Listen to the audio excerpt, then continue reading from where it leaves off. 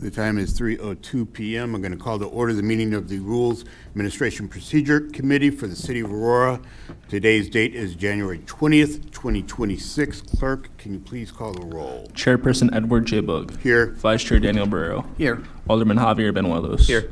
Alderwoman Shweta Bade. Here. Alderman at-large Will White. Here. 5 present. Excellent. Thank you very much. First order of business is the approval of minutes, 26-0012. Approval of the minutes of the RAP Committee held on Tuesday, January 6th, 2026. Do I hear a motion? So moved. Second. We have a motion and a second. Motion from Alderman Barrero, second from Alderman Benuelos. All in favor, please say aye. Aye. Opposed? The ayes have it 5-0.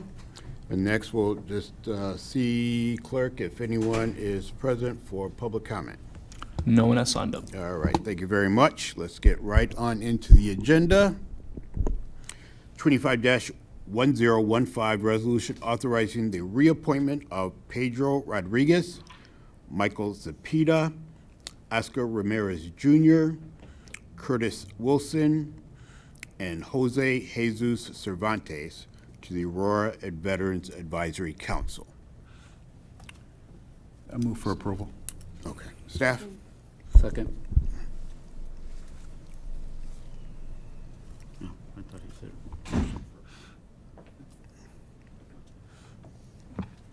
Hello, good evening. Nicholas Rashard Thompson, Deputy Chief of Staff for the Mayor's Office. So we met with the board and discussed all the reappointments, and the mayor reviewed them as well and is in support of all of the reappointments for the Aurora Veterans Advisory Committee. Happy to take questions or. Okay.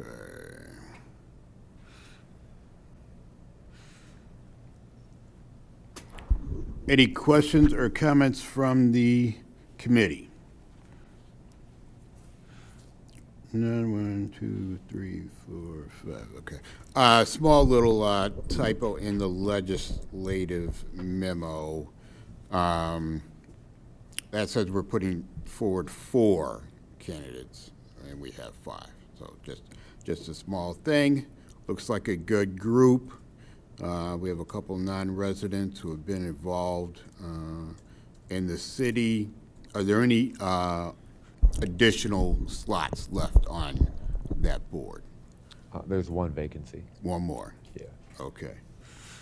So, committee and my colleagues, if you're listening in, if you are a ward alderman, you have a veteran in your ward and you don't currently have a veteran on this committee, please reach out to some people. I will do the same because I believe I don't have anyone on this committee, and we'll get that last slot filled up. We have a motion to approve this from Alderman Barrero. Second was from Alderwoman Bade.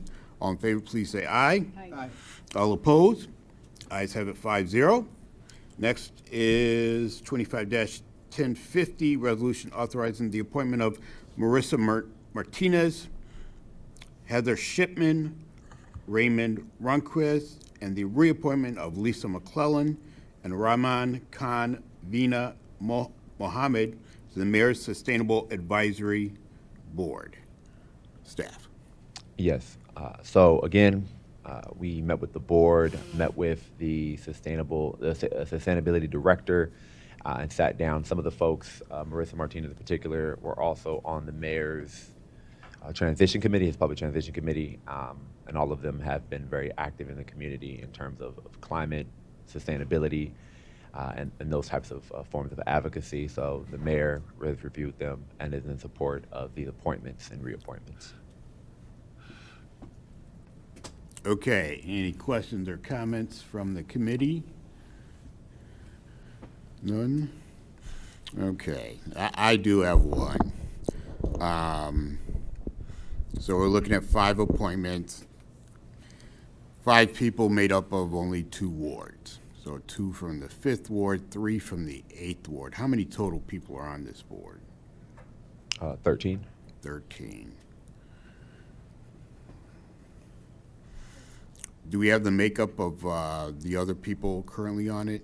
I can get that to you. Gravitas is not working for me today, so it's Okay, down, so I won't yeah. be able to look at the current wards of the board. Okay. So 13 people. I'm going to do my dirty math here. So about 20% from the 8th Ward. If none of the other people already on are from the 8th Ward. And 2 from the 5th, and I believe the 5th already has one on there. So this would be half of the board from 2 wards. If that was the case, I would want to discuss that further. So let's, I'm going to go ahead and leave it as is. We can get additional information on the rest of the people on the board. How many vacancies? After this, probably just one. Just one, okay. I will, again, ask that the ward alderman, except for Alderman Franco and Alderwoman Smith, see if we can get someone for this, to fill this up. So do I hear a motion to approve this?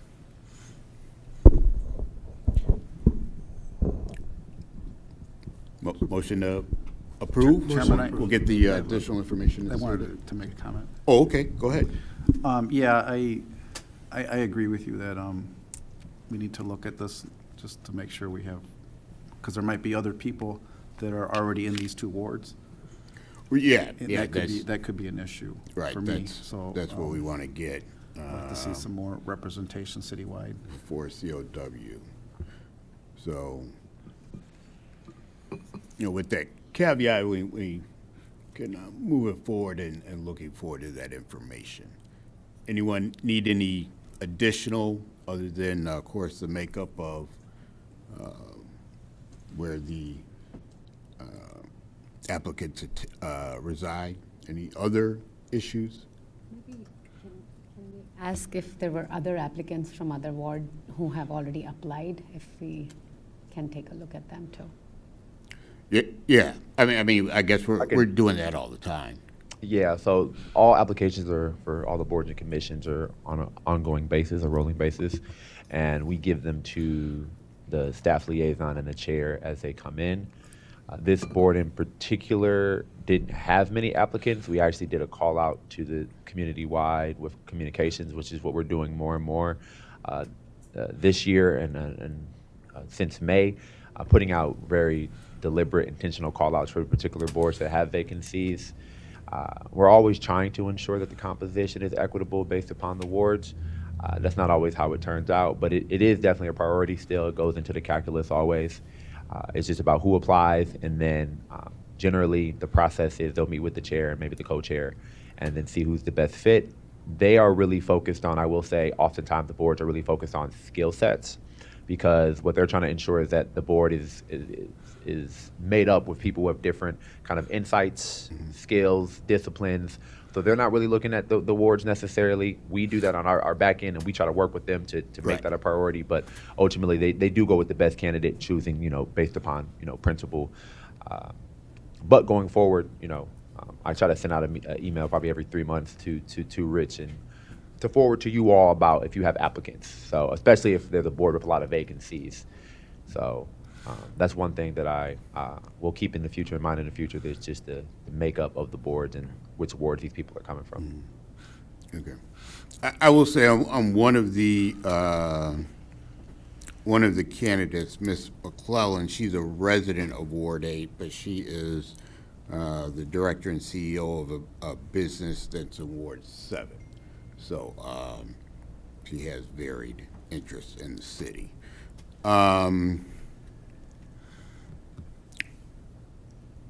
You may not know the answer to this. Prior to us kind of sunsetting the boards, and this particular board, so we were kind of starting anew. Do we know if the past chair of this board, if she reapplied? If you don't know who that is, we can talk after. No. She's the chair now, right?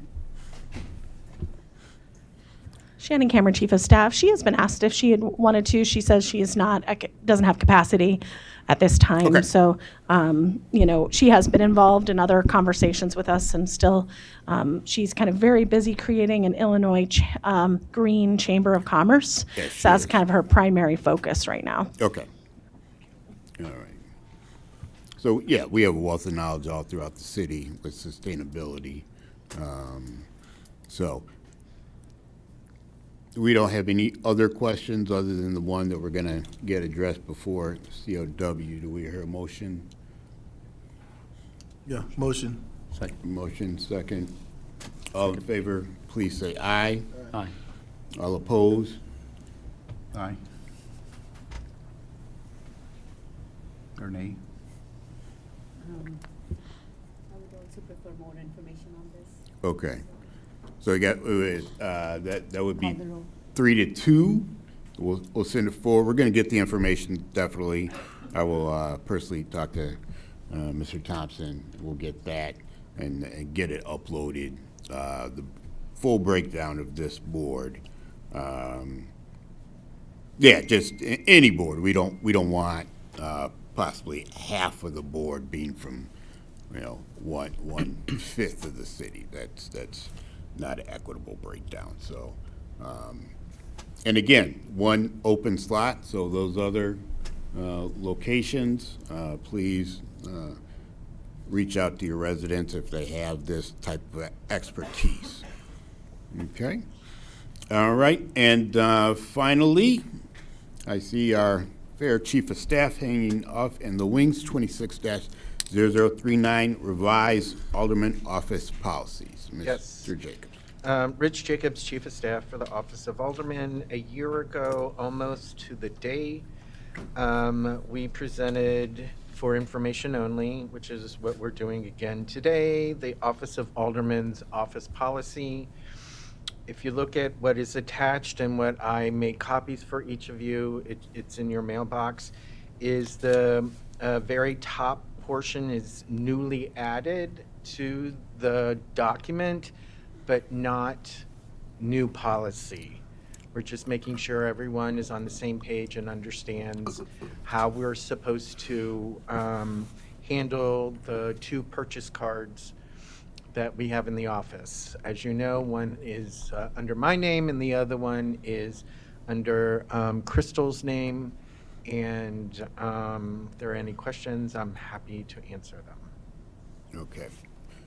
All right, so as you're looking at your document, the added verbiage is in italics to set it apart. Any questions or comments on this addition? Alderwoman Bate. Thank you, Chairman. I just have a quick clarification for point 3. If a purchase is completed without a tax exemption, is it when the alderman misses it, or some of the businesses do not accept tax exemption? It's in both situations. cases, yeah. Okay. And it's not my role, it's Yeah, our accounting yes. finance. Absolutely. Thank you. Very good question. There are times when, and I've been experienced it, where we go into a business and the clerk or employee does not know how to input tax exempt into their register or computer, and you still need to purchase the item. So it's, you know, you're kind of stuck. I have one particular business in my ward that they just haven't figured it out yet, so. Alderman, also like Costco doesn't accept tax exempt form. So, Oh, really? Okay. Yeah. So if you mostly make big purchases at Costco, and yeah, they don't Okay. accept It's it. a neighborhood one. Yeah. Since there is not a Costco in the city, I would not know that.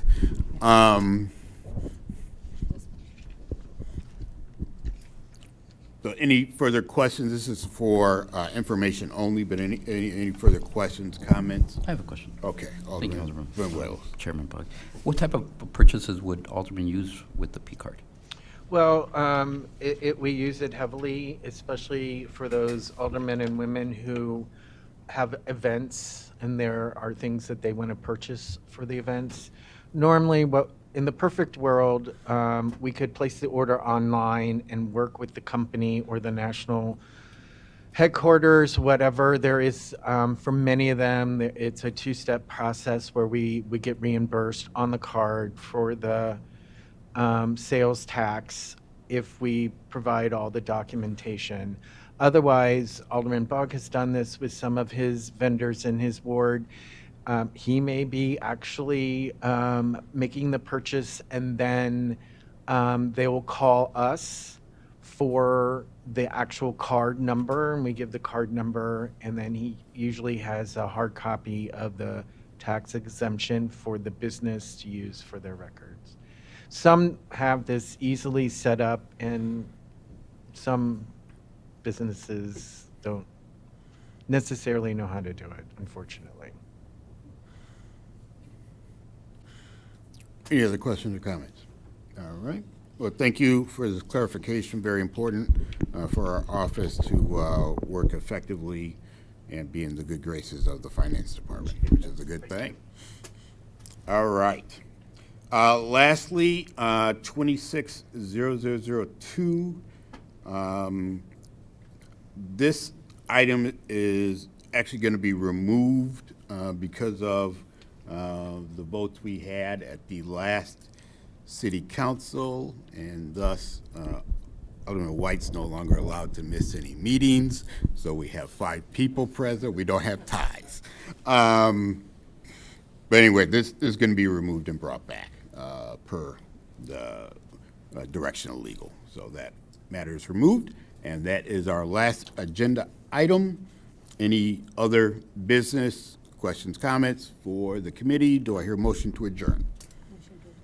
Alderman Bade, a motion. Second from Alderman Barrero. All in favor, please say aye. Aye. All opposed? Ayes have it 5-0. We are adjourned at 3:19 p.m. Thank you very much.